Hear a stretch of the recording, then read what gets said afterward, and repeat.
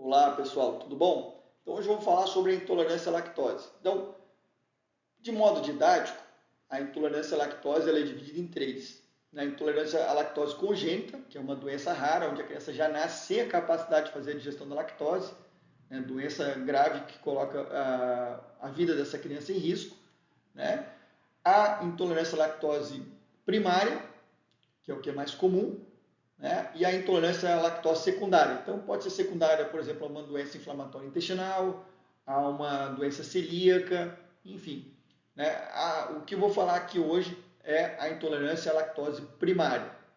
A secundária, como o próprio nome diz, né, se ela é secundária a uma condição como uma inflamação, né, quer dizer que a pessoa resolvendo essa inflamação, ela deixa de ser intolerante, porque a intolerância era secundária a uma causa.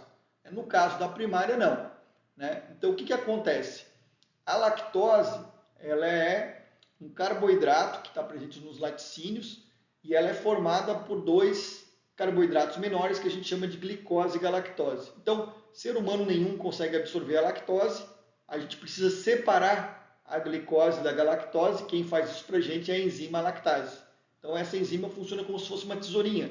Ela separa a glicose da galactose, né? Então ela faz a digestão da lactose e aí a gente consegue absorver tanto a glicose quanto a galactose. Então, na grande maioria das pessoas, existe um declínio da atividade dessa enzima, passado principalmente o período da amamentação. Tá?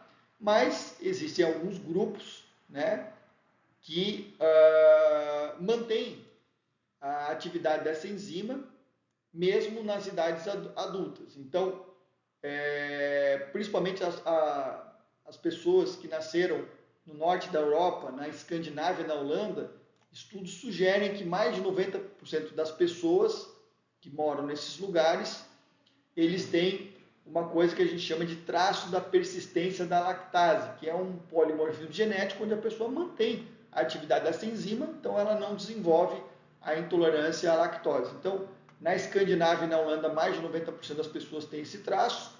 Né?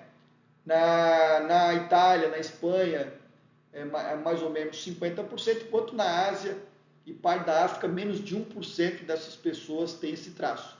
Então, quer dizer o quê? A grande maioria das pessoas, conforme vai envelhecendo, vai diminuindo a atividade dessa enzima. Até que chega um ponto que você não faz mais a quebra dessa lactose, e aí essa lactose não vai ser digerida e automaticamente não vai ser absorvida e vai passar direto chegando no intestino grosso. Né? No intestino grosso, as bactérias que residem lá vão fazer um processo de fermentação. Então, elas vão pegar essa lactose, né, e vão começar um processo de fermentação que vai gerar gases. Né? Essas gases vão gerar distensão abdominal, pode aumentar o borborigmo, que é aquele barulho das alças intestinais se mexendo. Essa distensão pode dar dor abdominal e, dependendo da quantidade de ácido, principalmente ácido lático, dessa fermentação, você vai ter diarreia. Esses são os sintomas mais comuns. Geralmente, mais ou menos uns 90 minutos depois que a pessoa consumiu algum laticínio. Né? Mas alguns pacientes eles vão relatar enjoos, náuseas, prisão de ventre, sintomas sistêmicos como dor de cabeça, cansaço, perda de concentração, dor muscular, dor articular, úlcera na boca, afta, né? E alterações urinárias. Mas os estudos não conseguem esclarecer se esses sintomas atípicos realmente estão diretamente ligados, né, à ingestão da lactose. Mas a gente volta e meia, a gente escuta, né, pacientes que cursam com sintomas atípicos, até como constipação, quando ingerem a lactose.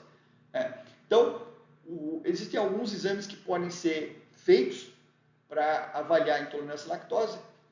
Existem exames que não são comuns na prática do dia a dia, como o teste da atividade da enzima lactase através de biópsias no intestino. Né? O teste genético também é uma opção, não é muito comum no dia a dia. O que a gente vê mais no dia a dia é o exame de sangue, né? Que avalia ali através da glicose essa absorção da lactose. Né?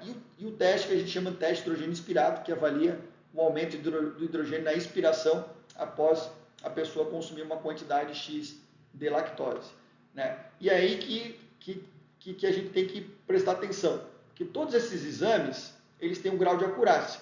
né? Então, situações como um supercrescimento bacteriano no intestino delgado, que chama de SIBO, né? Ou um aumento do trânsito orocecal, que a gente chama, também pode acabar alterando esses exames, causando exames falsos positivos, né? E em situações onde o paciente fez, por exemplo, cirurgia bariátrica ou fez alguma cirurgia no estômago, que a gente chama de gastrectomia, pacientes que têm pré-diabetes, diabetes, pacientes que usam medicações para controle da glicose, hipoglicemiantes orais ou insulina, esses pacientes não devem fazer o exame de sangue, porque não é o exame mais adequado.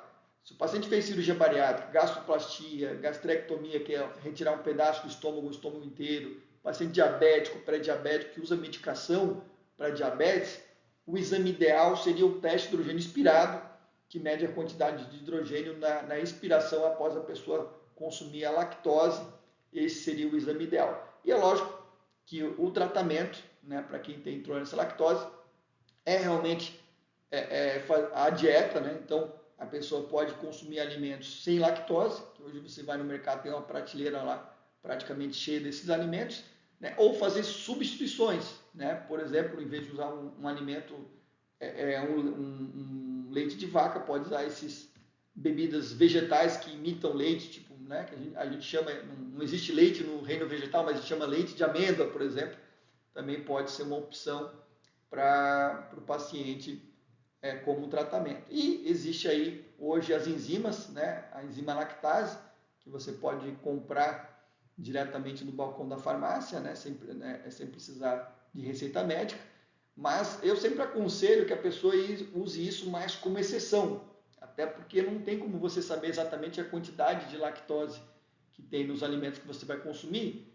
né? E eventualmente, se você consumir muito, mesmo usando a enzima, ainda assim você vai ter processo de fermentação, inchaço abdominal e gases, né, e desconforto. E quem tem intolerância à lactose, como eu tenho, sabe que o desconforto é muito grande, então vale mais a pena cuidar no dia a dia na alimentação. Então era isso, gente. Desculpe pelo vídeo longo. Mais uma vez, muito obrigado.